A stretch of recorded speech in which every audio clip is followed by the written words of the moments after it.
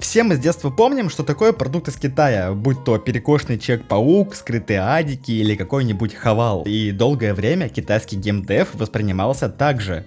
Если игра китайская, значит очередная дешевая копия или гача-помойка. Пока мы копили крутки, чтобы вытянуть стервозную анимешную женщину, китайцы поднимали свой скилл в создании игр и уже сейчас постепенно уничтожают столпов игровой индустрии. Ведь уже сейчас Китай — это крупнейший игровой рынок в мире, обгоняя США, у которых в кармане Rockstar, Naughty Dog, Epic и куча других именитых студий.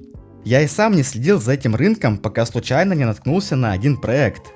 Вы знали про существование такой игры, как Arena Breakout, а-ля Free-to-Play Тарков, и я понимаю, что это далеко не Тарков, но это проект, за который реально не стыдно, и я не понимаю, почему он бесплатный, стрельба отличная, геймплей не кривой, я бы и не подумал, что это китайский аналог самой токсичной игры в мире, если бы не миллионы событий с наградами, где ты теряешь по часу времени, чтобы избавиться от сраного красного кружочка. Еще недавно чайные игры были в основном мобильным шлаком, но наши азиатские братья стремительно вырываются вперед и в AAA сегменте.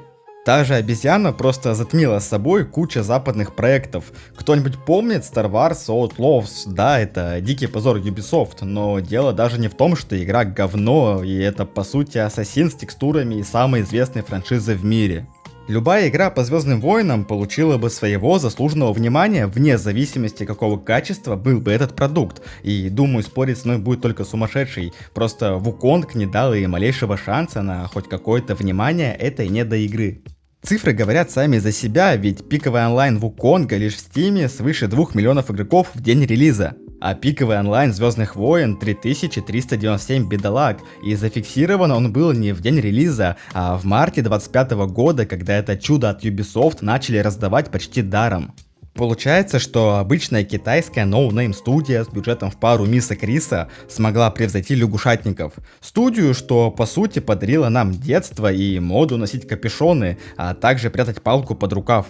И вот тут я понял, пока западные тренды изнутри уничтожали свои проекты, многие студии тратили миллионы долларов не на саму игру, а на консультантов вроде Sweet Baby. Эти товарищи приходили и говорили, как переписать персонажей и диалоги под актуальную повестку. Sweet Baby засветилась в десятки крупных проектов, начиная от Alan Wake, заканчивая God of War. И пока одни спорили, какого цвета и пола должен быть главный герой, другие просто делали игру.